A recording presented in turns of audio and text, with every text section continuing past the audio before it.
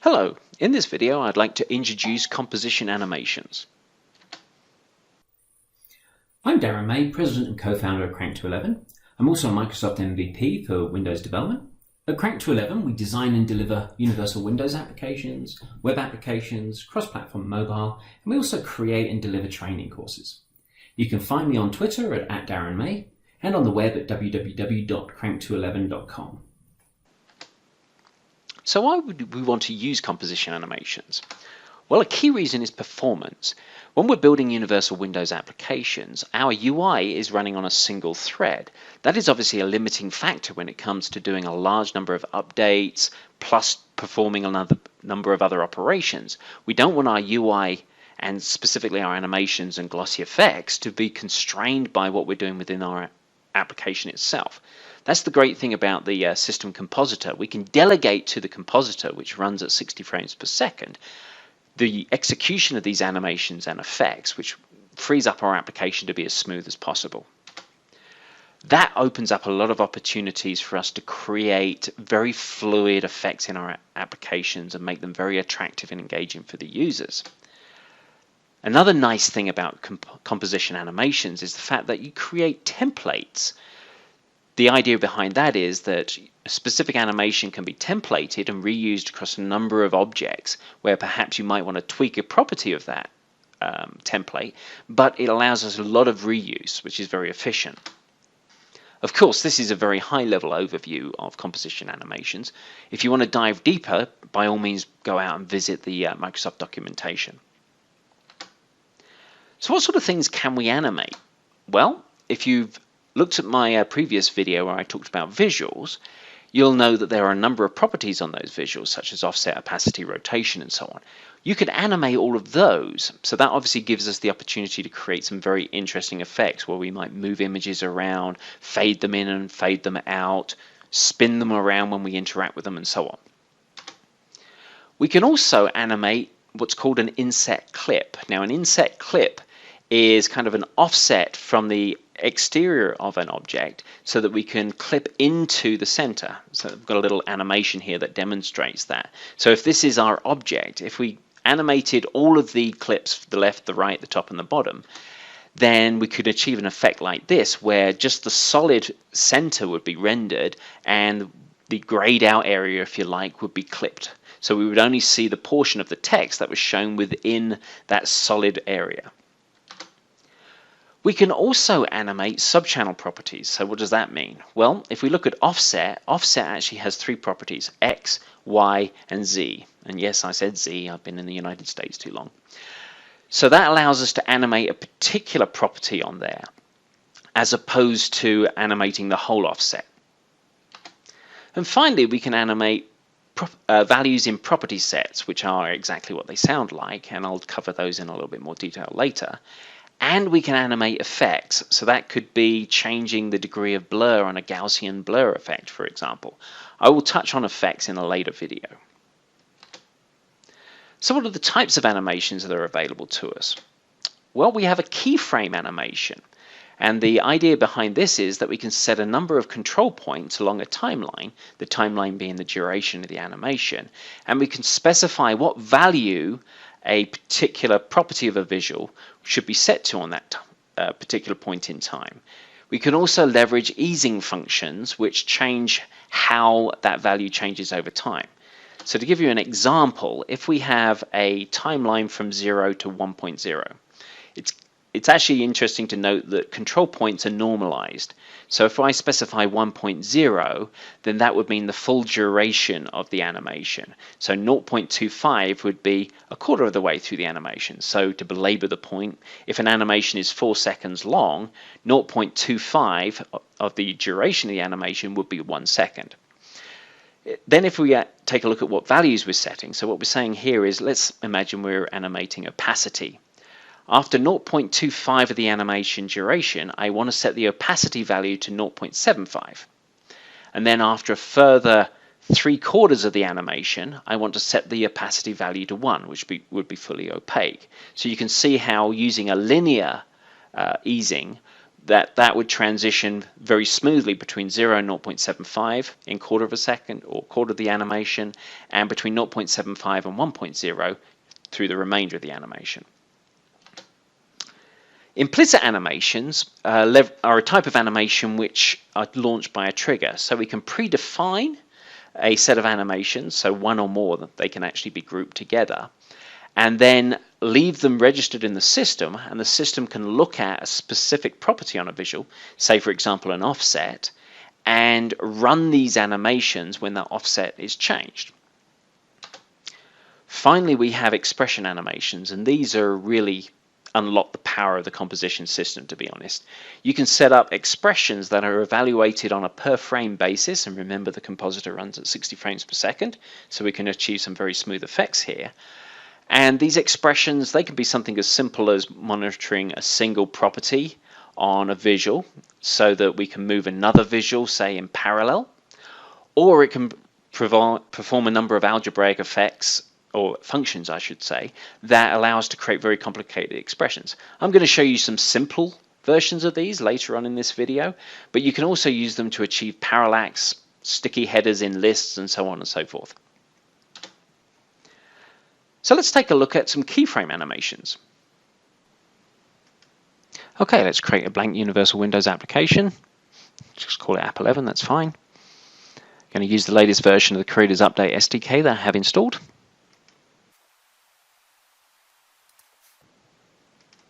Okay, let's create the UI for our application. I'm going to create a photo gallery style application here just to demonstrate some of the effects that we can achieve with composition animation. So let's put that UI together. So inside here I'm going to have a grid view. Now let's just call that X name gallery. We're going to want to set an item source on this, but I'll come back to that in a moment. We're going to create ourselves a data template, so grid view dot item template, and we're going to create a data template. And inside here we're going to have a grid. We're going to have its width equal to 400. We're going to have a couple of rows. First row is going to be star sized. Second row is going to have a height of auto, so it's sized to the content that we place in that row. Okay, let's come down outside our row definitions. So what we're going to have inside here is we're going to have an image. So our source, well, we need a source. So if you saw my previous video, you know that I have an image, just enough bikes, that I used for these things. So obviously just enough bikes is dropped into my assets folder, so let's put that in here. Source equals assets. Make sure I don't do a typo on the path. Just enough bikes. Okay, I'm going to set its stretch to be uniform to fill. Have a margin of 8. If I could type. We're going to come back to this in a minute, but for the time being we're going to close off that element. So we've got our image, and now we're going to have a stack panel. First stack panel is going to be vertical orientation, but it's going to be in grid.row 1, which we know is the second row, and we'll put a margin around this of 8. Inside here we're going to have some text, and this represents the labels of my gallery image. So we're going to have a style here. We'll just use some built-in styles, static resource, header text block, and we're going to say, let's set the text, my image rocks, and let's create another line which will be our author line, and we'll use the body text style for that one, and throw in my name here since as I created that wonderful photo. Okay, then we'll have some UI elements, just represent interaction points, so some buttons, and we'll make these a horizontal orientation. So let's throw a button in here. We're not going to worry about putting any behaviors into these buttons, but they're going to be here just to create a pseudo UI. So let's put a symbol icon inside here, and we're going to have a symbol We'll do add for this one. And let's create another 3 buttons. Okay, so we've got a basic template created here, but obviously in order to see this template when we run the application, we need to have some items that we're going to leverage on our gallery view. So let's set up the item source property. So item source, and I'm going to use xbind, which allows us to go straight to a property in our code behind, and let's call it my photos. Now, if you were going to create one-way, two-way binding, obviously you would update this, but as soon as I'm going to create this at the very outset, I don't need to worry, I can use one-time binding. So I'm going to create this property. So I hit F7 and it takes me into my code behind. So now I'm going to create a property in my code behind. So let's create my backing property. Because I'm not actually binding to any of this, I can create a simple integer array called my photos. My get and my set, and I can assign that to a very simple int array, and let's put 255. So it'll be 255 zeros in the int array, but that's enough to drive my UI. So let's run this. Okay, so here I have my grid view with many instances of my image rocks, and you can see 255 of those. So we have our basic UI laid out, but we don't have any fancy animations or anything like that that we've associated with that. So let's take a look at how we would approach that. So what I want to do with my application is I want to have an effect where when my pointer moves into each one of these cells, my image grows, and then when my pointer leaves, the image shrinks. So how can I do that with composition animation? Funny you should ask, that's what I intend to show. So let's close down the application and let's take a look back at our XAML. So we have our image here, and we have some events that we can handle, which is pointer entered, which will create a event subscription for that, and we'll just use the default name, and come back in, and we can say pointer exited. And so we can create that one as well. So now we have some hooks in which we can understand when our pointer's moved in and out of those elements and so on. But now we want to actually interact with this. Well, we're going to use our composition animations for that. So let's see how we can go about approaching that. So we're in our pointer entered. So first thing, let's get hold of our image element. So image element is basically the sender, which is an object. So we're going to cast that to an image, if I could type it. And it's always a good policy to do a guard check in case you've miswired your events or whatever. So we'll just return if it's not an image, but why wouldn't it be? So now we're going to get hold of a compositor. And if you remember from the previous video, this is an object factory that is the gateway into this composition system, and we return back object instances for us for animations, for visuals, and so on and so forth. And the easy shorthand to get to that is on the window current.compositor. Okay, so now we have our compositor. Now we want to get hold of the backing visual of our image. So you remember from the previous video, the backing visual is the outcome of the rendering of the XAML framework as it's been handed off into the compositor, so we can do some things with that. So let's get that backing visual. And we use our good friend ECP, Element Composition Preview, to get element visual, and we're going to pass it the instance of the image that we've got. So that's now our image control, so backing visual is now our visual.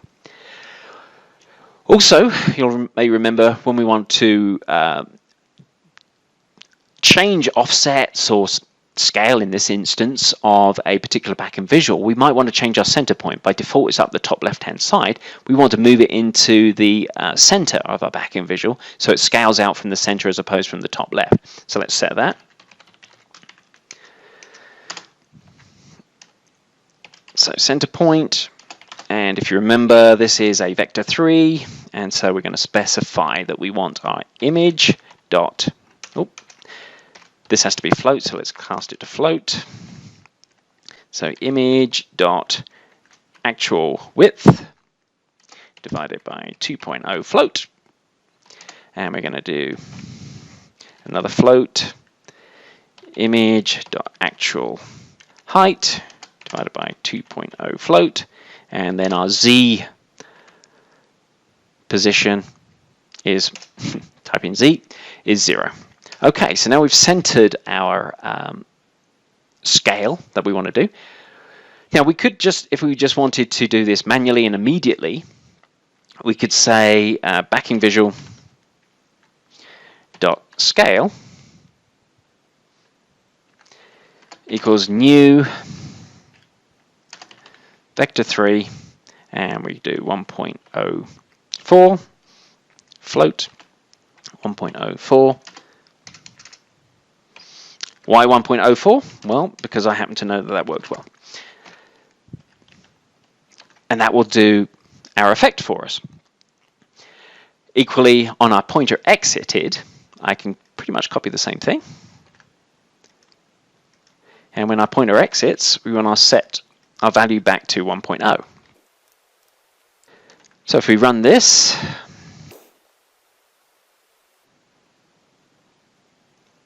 bang, so it immediately jumps up, but we're not using any animation there, and it's a little bit jarring. So how can we go about introducing some animation into this? Well, that's what I'm going to show you. So we're not going to do this immediate set. Instead, we're going to get ourselves an animation. So let's give it a name, scale, goodness. As I move between keyboards, my fingers are too big. Scale animation, and we're going to use our good friend the compositor to create a scalar animation. And it's a keyframe animation. If you remember from the introduction, we talk about something where we're going to specify we want to move to a particular value at a particular point in time. So this creates a scalar animation. But we know that scale is actually a vector 3, so we don't want a scalar animation. We want to actually create a vector 3 animation. Good job I caught that now, otherwise I'd have got confused later on. So I've got my scale animation. How long do I want my animation to run for? Well, that's a good question. We don't want it to run too long because it would be too much of a distraction. So we can specify its duration from time span, from milliseconds, and let's do 300 milliseconds. This is also a good time to actually show how many different types of properties exist on a keyframe animation. We can specify delay behavior, which is how long it's going to take before our animation actually comes into effect. We can specify whether we're going to move forward in the animation or back in the animation, whether we're going to do multiple iterations of that animation, and so on and so forth. We're actually going to create a very simple animation, which is going to run once in a forward direction. But you can play around with all of these things. As you can see, there's a lot of properties available for us in these. So anyway, I'm going to create something simple. Let's insert my keyframe. So as you remember, we can specify where in our normalized progression, and 1.0, because it's the highest value in the keyframes that we've specified, will represent the full duration. If I now added, say, a 2.0, then 2.0 would represent the full duration, and 1.0 would represent half the duration. So I tend to leave everything in a range of 0 to 1, so that my head doesn't have to keep recalculating how long everything is, but your mileage may vary on that one. So now I'm going to specify the value that I want it to be set, vector 3, and we're going to specify that we want it to go to 1.04, 1.04, and 0. Now, another thing that we can do with our animations is we can specify an easing function. And an easing function changes how an animation is performed, or a keyframe animation. We want to specify that this moves in a linear fashion from the 0 value to our new value here, or our initial value, I should say. So let's create a easing function. Let's create a linear easing And again, we use our good friend the compositor. Create a linear easing function, and I can take this and add this to the end of my insert keyframe. And so this will use a linear easing from the previous keyframe, which we hadn't specified, so that's going to be 0 and the initial value, to our new value. It's going to leverage linear easing. Okay, so that's got that. And then all we need to do is we turn around and say, well, on our backing visual, we want to start an animation, and we want to target the visual scale.property. Sometimes IntelliSense is too useful. And we want to run our scale animation. Now you notice I'm using the name of here. I could just as easily put scale here, and that would have the same effect, but you've seen me type. I'd probably end up with something like that, and then it wouldn't work. So it's far easier for me if I use name of. So that's set up our scale animation. When we enter, we're making it bigger. So let's come and do the same thing down here. And let's reset it back to 1.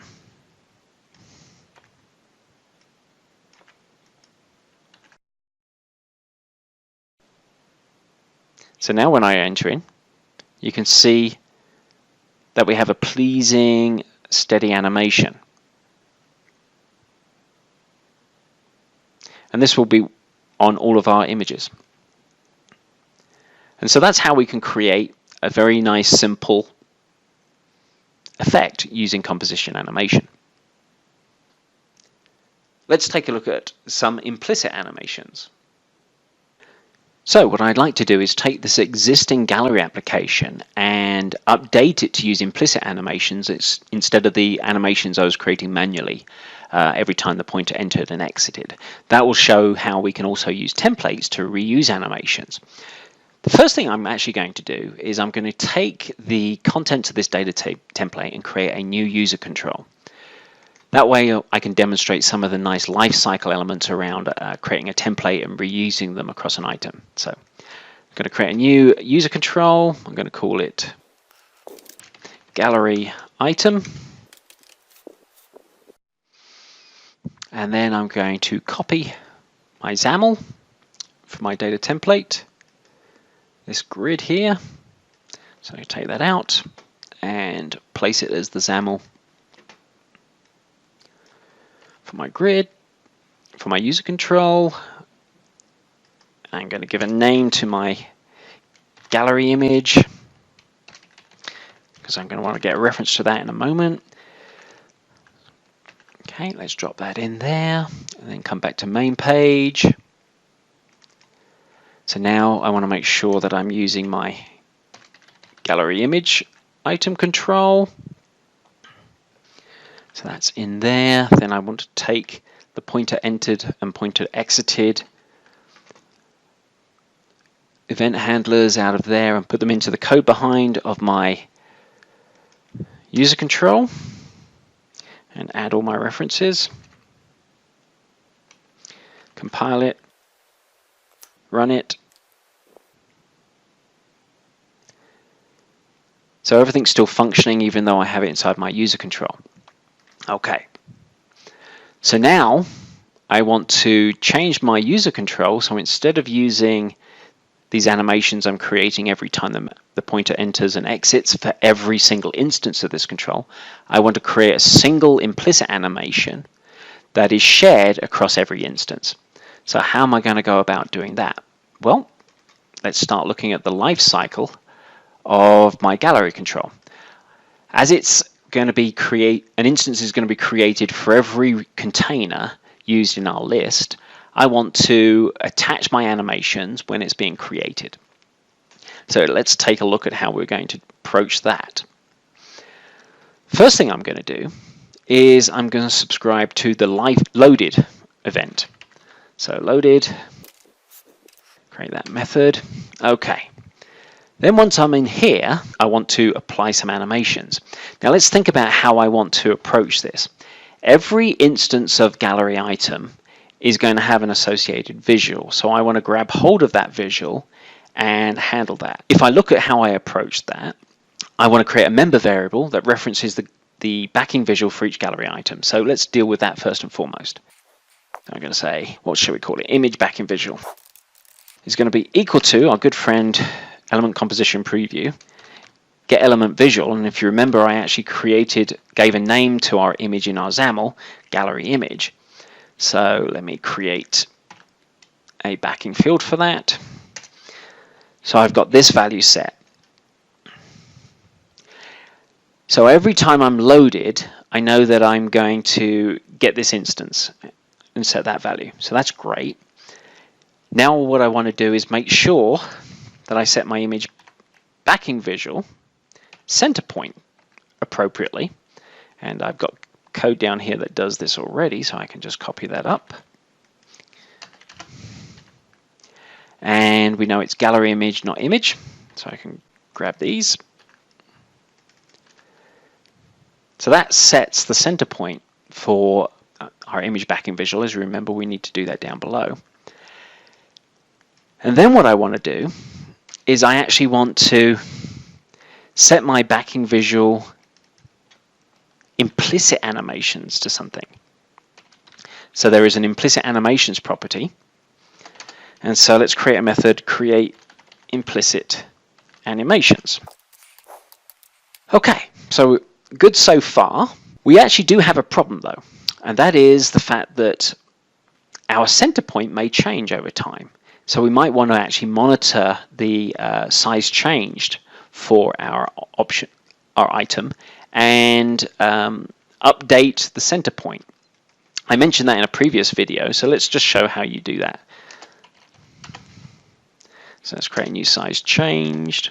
And so we're going to do a quick check on here because we can't guarantee the order of some of these events. So we want to do a quick guard and say if this is equal to null, then we don't want to reference it, so just return. Don't do anything at the time being. However, if we do have it, then we want to actually perform the same thing that we have here, which is set our center point based upon its dimension. So that shows you how you can centralize and respond to size change events and reset the center point of your animation. So that was just an easy, nice quick win to show you. Anyway, now we want to talk about creating our implicit animations. I mentioned that we can create these as a template and reuse a single template across every instance of a gallery item. We happen to know that in object-oriented programming, there's a type of variable or a type of operation that we can declare that applies to every instance of something in a class, and that is a static operation. So I can actually make this method static, and that implies that we're going to have a static variable.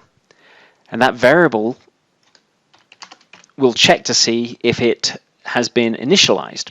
So scale implicit animations collection. So if it's not equal to null, i.e. we've already set it up, then we want to return that value. Of course, this value doesn't exist yet, so it's going to be of type implicit animation. So let's quickly create that backing field. So we're going to have a private static scale implicit animation collection. Okay, so now we've defined it.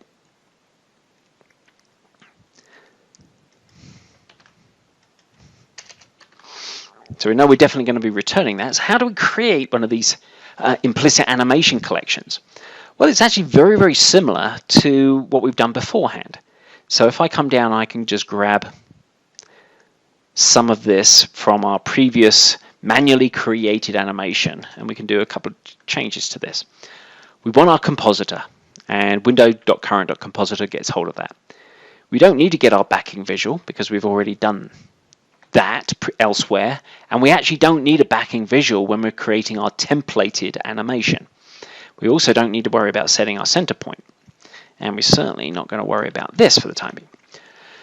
So now we're going to create our scale animation. And once again, it is a vector 3 keyframe animation, and our duration is going to be 300 milliseconds. One thing we do need to do when we're specifying an implicit animation is we need to specify our target. And so we're going to use name of, to avoid typos, to specify the target of our animation. For this one, I'm actually going to get rid of our linear easing function. It has a nice effect already built into the scale animation that we're using, so I don't want to have the linear. Instead of inserting a keyframe that has a specific address or a specific value that we're going to be animating to, instead we're going to insert an expression keyframe. Now, the magic of expressions, which I'll go into in the next part of this video, is that they are evaluated every time your animation is processed, every single frame of your animation. And so, as we know, the compositor runs at 60 frames per second. So if our animation is running, then this expression is evaluated 60 frames a second. We're actually going to insert in here a magic value, which is this.final value. The way that this will work is when we're actually using an implicit animation, it is triggered by a change to a property. This.final value will be set to what that property has changed to. So instead of applying that property change immediately, the composition system will intercept that change, run this implicit animation for 300 milliseconds, moving from the initial value that it was set to the final value over 300 milliseconds. To be honest, this is the same as writing, if I put 0 in here,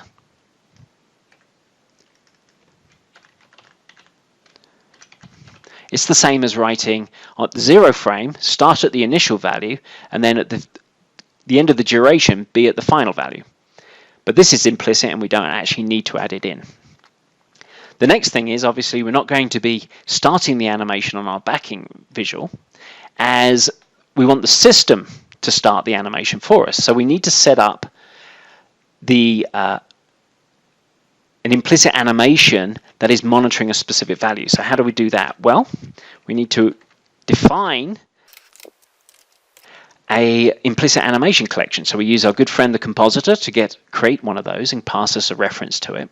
And then what we're going to do is, in our animation collection, we're going to add a key, and I can either type scale, or once again, to reduce typos, I can use name of visual.scale, and then I assign our scale animation to this implicit animation collection. Now, obviously, you're getting a good hint here that this can contain more than one animation, and it can be monitoring more than one property. So you can build up a whole library of implicit animations that are attached to an object, just monitoring for different changes to give you different effects.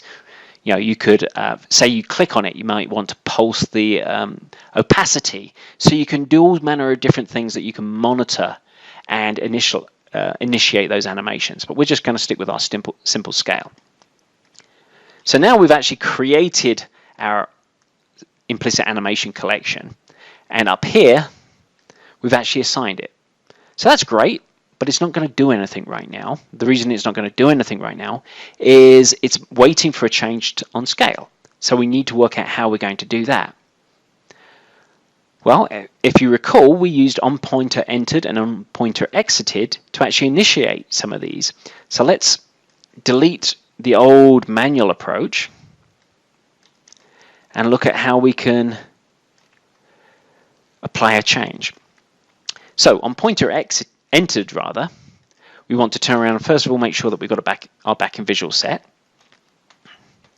So if our image backing visual is equal to null, let's just return. And then we're going to apply a change. But this becomes very, very simple. Because we have an implicit operation that's monitoring changes to this, if we turn around and say immediately change 1 point R scale,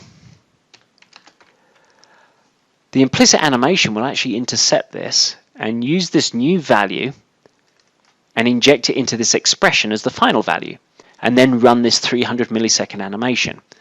So this dramatically simplifies how we are launching or triggering these animations. So let's reset this back to 0.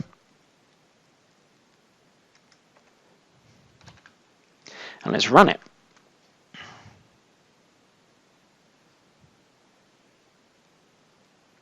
And as you can see, we have all of these animations still running exactly as we desired across all of these elements, but now we only have a single template animation defined, and we're using implicit animations that are being triggered just by our mouse entering, as opposed to creating new animations each time.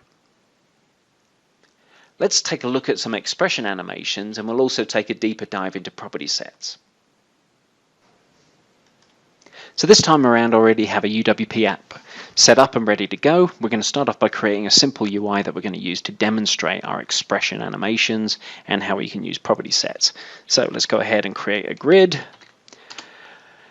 I'm going to give it a width and a height. Let's give it a background so we can see it. Light grey. And as per normal, I'm going to create some rows. And again, as per normal, my first one's going to be star-sized, and my second one's going to be auto-sized. Then I'm going to specify a surface in which I'm going to draw a visual. And this time around, I'm just going to put a canvas in, give it a name, call it visual element. Why not? So that's in row 0. And then I'm going to add a slider. And so our slider is going to be used to influence the position of a sprite visual that we're going to draw inside our canvas, or on top of our canvas backing visual, I should say. So let's set up some minimum and maximum values for our slider. So 0, maximum is going to be 359. The more astute among you will think, hey, that looks like it might be associated with degrees. That's foreshadowing of something I'll show you later on. It's in grid row 1. Let's give it a name. Offset slider. Okay, and let's also subscribe to the value changed event. Here's our event handler. We shan't throw an exception. Let's come back to the XAML. I just hit Shift F5, or F7 I should say, which helps me navigate straight back to my XAML. Okay, so there's my basic XAML setup, and you know it looks truly wonderful. You know, we run it up. And here's our app and our slider in all its glory. Okay, so next we want to put a sprite visual into our canvas. So let's have a look at how we're going to do that. So there's nothing we haven't seen before. Loaded event. Create our handler. Delete our exception. Okay, so what are we going to do inside here? Well, as per usual, we're going to want to get hold of our compositor.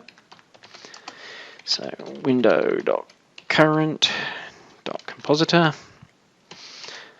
And as we saw before in the previous video about creating visuals, we're going to create a sprite visual. And we're going to use our good friend the compositor to create sprite visual. We're going to set its brush using the compositor.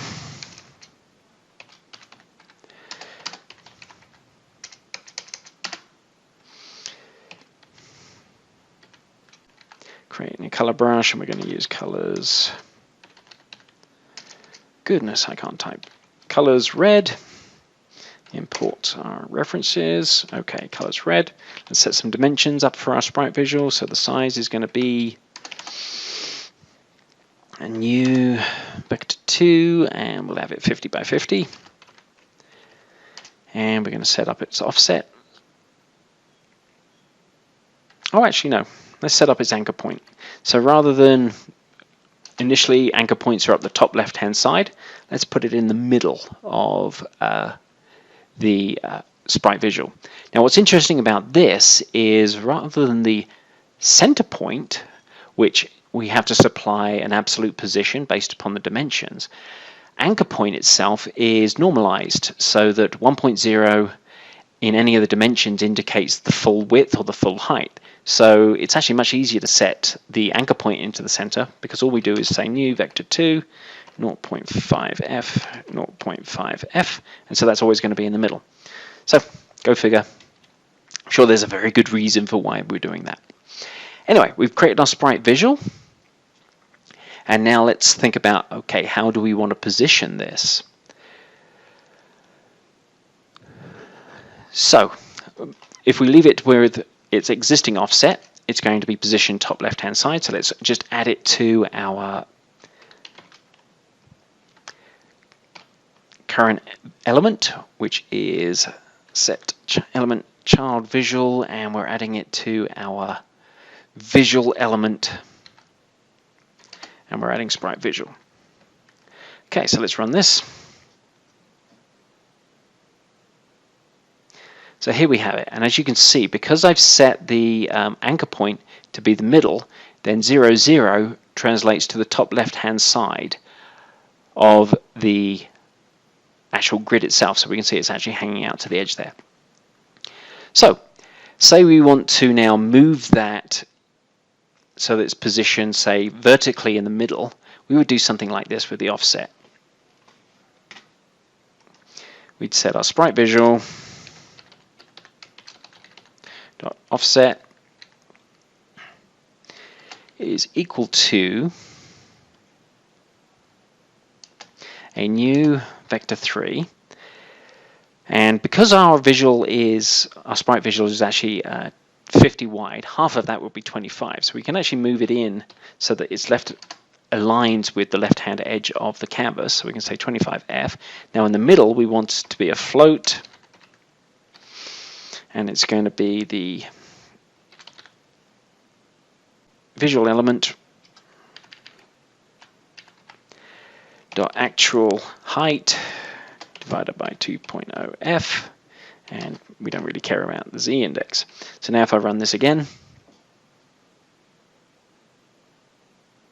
we can see now we have our visual in the middle and aligned to the left hand side. Okay, so now let's say we want to use our slider to change the position of that. So one way we could go about doing this is we could actually directly change the offset of our sprite visual. So if I turn around and make this a member variable and refactor this to be a member, so now we've got sprite visual, so I can access this down here. I could set sprite visual dot offset, and I could take this new vector equals, and E contains the value of our slider, so I could turn around and say plus E dot new value. And now we're complaining because this isn't going to be a float, so we have to do our cast on our value. So we're going to say float. So now if I run this,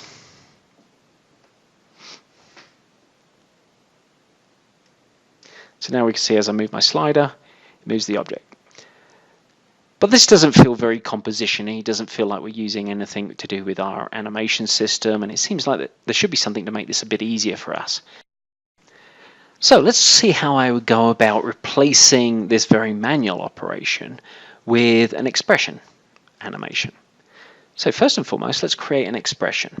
So I'm going to create var offset x expression, and I'm going to use our good friend the compositor to create an expression animation. And I can supply as part of the constructor for this an expression. So our expression is going to be 25 plus shared properties dot offset x. Okay, so what we can see first and foremost is obviously this is a string, which means you're going to have to pay very close attention to how you type these things, because if you have an error in there, then you're going to get an exception when you try and run this. Second one is 25. Well, that makes perfect sense. I think we can all work out what's going on there. Plus shared properties dot offset x. So what is this shared properties thing? Well, I've mentioned property sets before, and so this is a reference to a property set that's named shared properties, and then it's looking for a particular value inside that shared properties named offset x. So how do we go about creating that? Well, let's create our shared properties. So var shared properties equals, again, our compositor is our gateway to creating all of the things. We're then going to take our property set and we're going to add to that a scalar value that represents our offset x. So we're going to say offset x, so that gives it a name, and apply an initial value, 0. Okay, that's cool. Then what we need to be able to do is we need to reference our shared properties inside our expression. So if I come down to our offset x expression, I can say set reference parameter. If we actually look at this particular offset, we can see we're setting 25 and we're also setting the height. We're going to disable this right now and we're going to set up our expression animation to run, but note that we're no longer defining the vertical position of our offset. So let's set this up. So we're going to say sprite visual dot start animation. We're going to specify the property name. So we're going to just directly update offset.x. You may recall me pointing out that we can set sub-channel values of a particular property on a visual. So offset.x is the sub-channel just applying to x.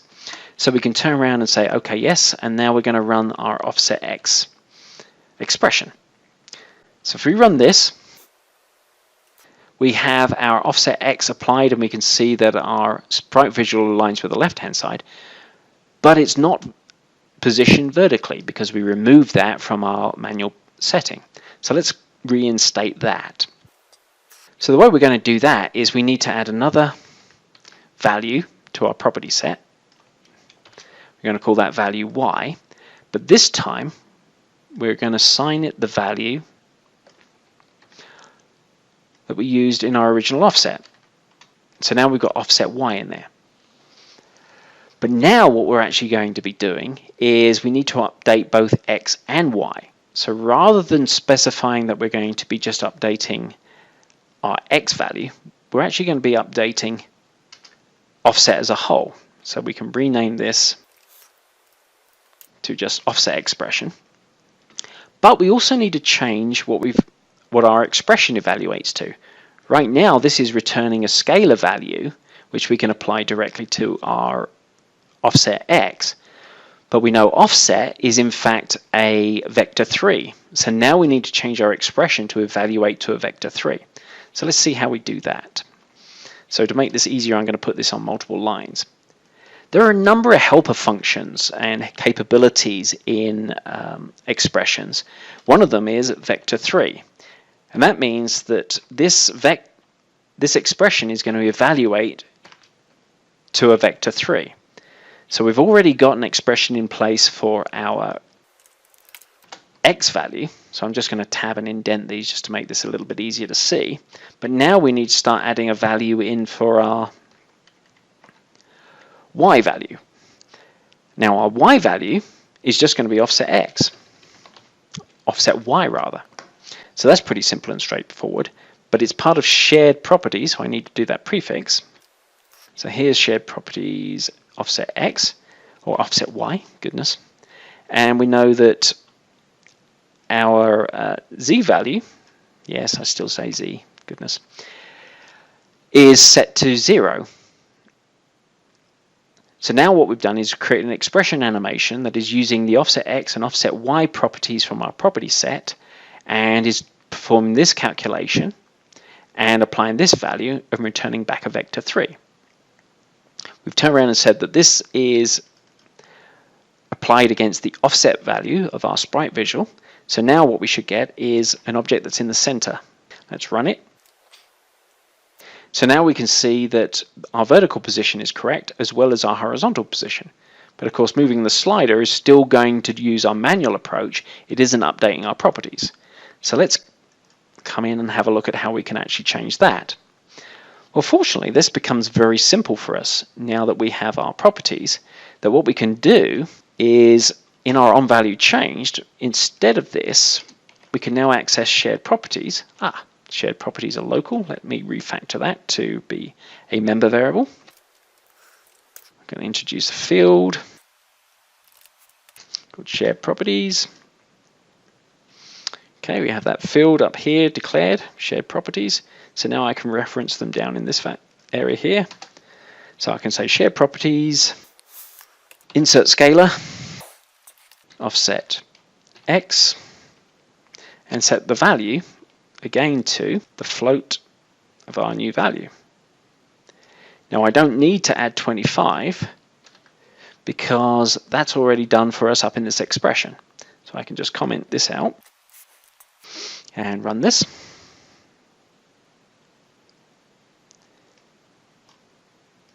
And we have exactly the same behavior. Great, wasn't that an awful lot of work to achieve the same thing? Well, we've only just started to look at the power of expressions. Now let's say we want to do something crazy. Let's run that again. Let's say that on the values through to 100, we want to move that red square to the right. But as soon as we hit greater than 100, we want to take a right turn and we want that square to move down. So in order to achieve that, we'd have to have a whole bunch of different logic around how we were moving this. But this is part of the power that expressions give to us. So if we have a look at our expression here, we want to make some decisions based around the values of offset x as an example. And sure enough, the syntax exists to allow us to do that. We can actually use a ternary expression in place here. So I can turn around and say, okay, let's grab my shared offset and say, is it less than 100? If so, then we're going to evaluate this expression. Otherwise, we want it to just be 100 plus 25, so 125. But we want to turn right, so this would stop it moving to the right across the screen, but won't start it moving down. So how are we going to do that? Well, we can also do a ternary expression down here for the offset y. So let's grab this, let's drop this in, and we want to say greater than or equal to 100. Now if it's greater than or equal to 100, we want to actually perform a calculation. Otherwise, we want it just to be the existing offset y. So let's add another one in here. So we've got shared, introduce our separator. Okay, so now what do we want to do? Well, we're actually going to start adding to that the value of our shared offset x, but we'll subtract 100 because we're already at 100, so we want to start moving it down, and so we'll subtract 100 so that 101 will add 1 to y, and so on and so forth. So now we've got this expression, so let's run that. So now we're less than 100, so we can see we're moving along, get more than 100, and now we take a right-hand turn. And so this starts to unlock some of the power that we have within these expressions. So we can do a number of different activities here. You know, we could move it forward, back, we could suddenly start scaling it, because we're not constrained to just one animation and to updating one particular property as part of these things, because once we've started this animation, it's always running in the system, evaluating this expression for us. And because it's running in the compositor, it's not impacting the performance of our application. So, okay, I mean, this is a fairly interesting animation, but let's do something a little bit fancier. How about we make the square move in a circle based upon this position? This allows us to see some of the other mathematical functions that are available as part of our expression evaluation. So in order to do this, we're going to need to add another couple of properties to our property set. So let's quickly add a couple of extra properties. So we're going to add radius. So obviously the radius of our circle. So we're going to say 200. And we're also going to say angle. Because what we're now going to do is we're going to use our slider to change the angle of the position of the square as opposed to moving it left and right. We now want to change the offset position so that our red square appears in the center of our UI. So let me take this and quickly copy this value into here and change this to be actual width. And then we need to change our expression. So our expression is going to need to use some mathematical functions, sine and cosine. And so that will allow us to actually move things based upon the angle property. So we don't need our ternary anymore. So we're going to use, let's just delete these. So we're starting off with offset X and offset Y.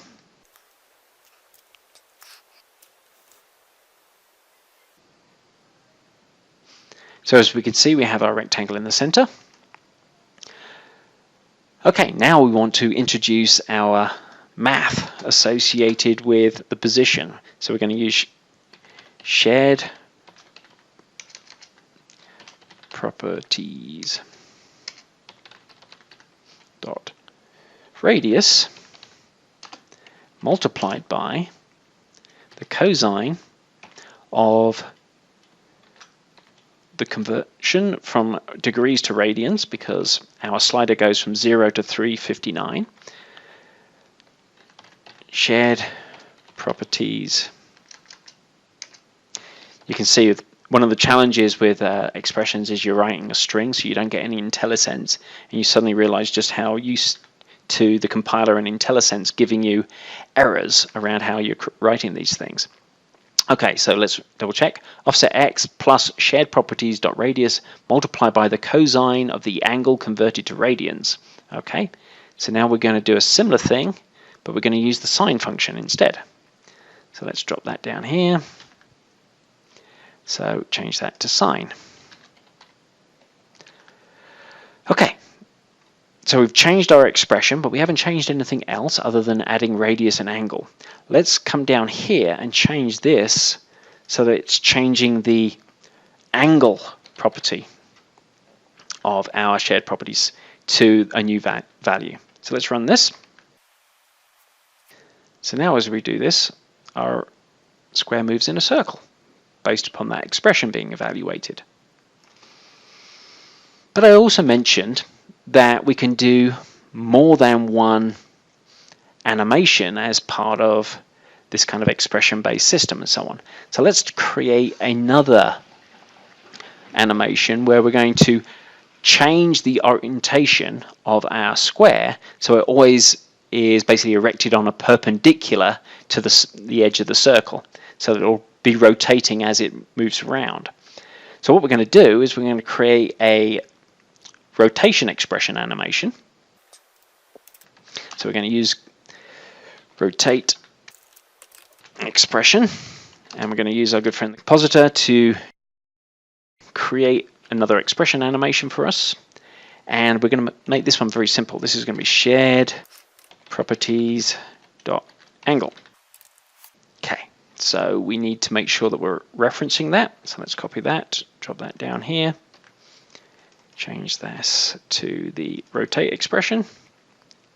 Okay, so we've now set up our references, and now it's as simple as starting another animation.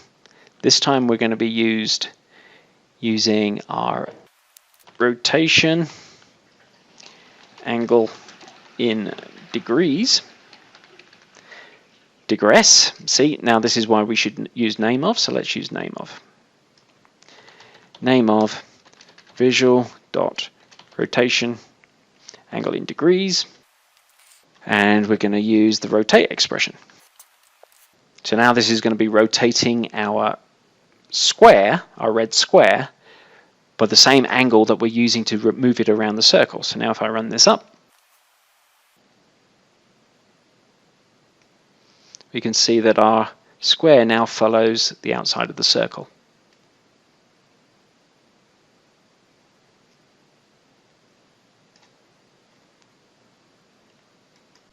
So I hope that gives you some insight into some of the power of expressions. Okay, here are some resources that I found to be very useful. And that's the end of this video.